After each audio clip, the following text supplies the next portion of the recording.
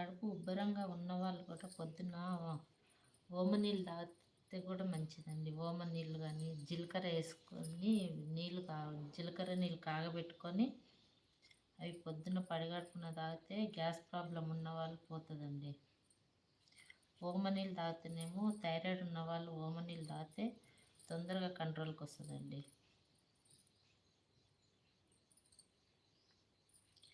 ఈ tips follow అవ్వండి. మీరు ఇంకా ఎంకరేజ్ చేస్తుంటే ఇంకా టిప్స్ చాలా చెప్తాను నేను.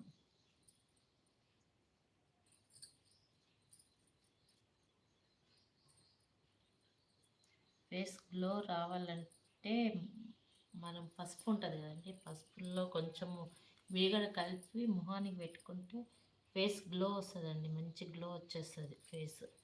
మా అమ్మాయిలు అయితే అదే పెట్టుకుంటారు.